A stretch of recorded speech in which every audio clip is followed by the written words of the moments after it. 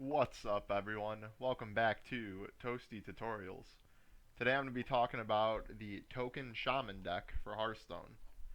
So I think this deck is really cool because it basically combines a lot of the most popular packages in Hearthstone, but yet you'd be very hard pressed to say anything in the deck is broken or just, completely obnoxious per se. Although the deck it does start with Bloodsail Corsairs, which are a big part to combat Pirate Warrior and all their highly efficient weapons. And in addition, because it's a token deck, you want to get Patches the Pirate for evolve shenanigans and just early board control. Another fun and cool part about this deck is you have not only two evolves, but also two devolves. So this means that if you're ever a little bit ahead on board, you can really snowball that extremely quickly. And the same thing when you're on the opposite foot, if you're very behind, then you can always devolve your opponent's board as well. And this means that it's really hard for them to put you too far behind, otherwise they're going to overextend into Evolve and get wrecked. Evolve is also very cool in this deck because it combos with Doppelgangster. At first this seemed just kind of like a memey, super fun time win more combination, but there's actually a lot of matchups, especially the more control-y ones, where the Shaman deck can struggle a little bit, and this is very helpful with closing out games and just giving you a board out of nowhere. The next card we got is Firefly, which is kind of hilariously one of the best one drops in the game, and also goes with the theme of making quote unquote tokens slash tons of little mini micro creatures.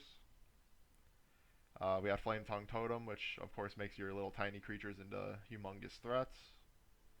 You got Jade Claws, which is another one of the packages in this deck where there's a slight Jade theme. So you got your Jade Claws, you got your Jade Lightning, and then you go to Aya.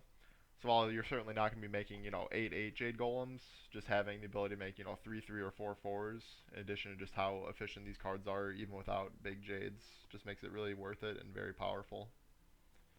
And the Jade Claws in this deck are also very effective because it lets you keep your small minions on board by clearing out your opponents. Maelstrom Portal is kind of a necessary evil, just against, the other tokeny decks. It can be okay versus Pirate Warrior if they have a bunch of N'Zoth first mates, for example. There's Primal Fin Totem, which is very amazing in this deck. Because again, you just want to get out ahead early, and this makes it so your opponent has a ton of difficulty trading one for one. You got Manatide Totem, which is probably my favorite part of this deck, just because anytime Manatide Totem is able to be played, it just feels so good. Especially in this deck, if you can get out a Manatide Totem and a Primal Fin Totem, your opponent needs to make some very difficult choices that are never fun for them. And you, as the Shaman player, basically know that no matter what, they're not going to kill both in one turn, so you're just constantly getting this awesome stream of value. Alright, continuing on, you got Stonehill Defender. He's actually very useful for protecting your small little minions with this deck. And of course, going into the mid to late game, he's a good source of pseudo card draw slash value. Because this deck, as you can see, doesn't really have much other card advantage. It just kind of just gets a board advantage by how many permanents and minions it can put on the board. Yeah, Jade Lightning again, so this is kind of actually more of an end of the game card for either killing them with direct damage or killing mid to large size minions, or getting a 3/3 or a 4/4 Jade Golem late in the game. You have two Bloodlust, which is awesome, because if there's ever a deck that takes advantage of Bloodlust, this is definitely the one.